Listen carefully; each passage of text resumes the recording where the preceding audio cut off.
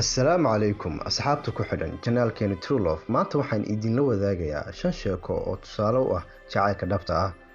Waxaa ka mid ah qisooyinka jacaylka Qays iyo Layla Cantar iyo Ceybla.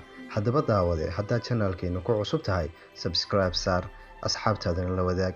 Sida aan ku aragnay aflaamta daraamaha ee ajnabiga ah, fikradaha jacaylka dhabta ah waxay u muujinayaan in reer galbeedka laga yaqaano oo aanay aqoon dadka kale ee ku nool ama ku dhaqan bariga, weliba aanay garaneyn macnaha kala duwan ee jacaylku leeyahay.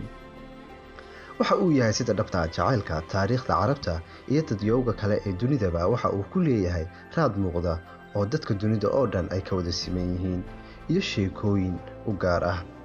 Carabtii hore marka ay wax caashaqaan, dareenkooda waxay ku muujin jireen gabayga. Arrintan waxay kala mid yihiin dhaqanka Soomaalida oo aan arrinka ka yar fogeyn, maadaama abwaanka Soomaaliyeed markuu caashaq ku dhaco ama uu arko qof la dhibaatoonaya uu dareenkiisa ku cabiro. Macnaha jacaylka dhabta ah ee aad ka dhadhansan karto miraha suugaanta oo xilligaa tiriyo.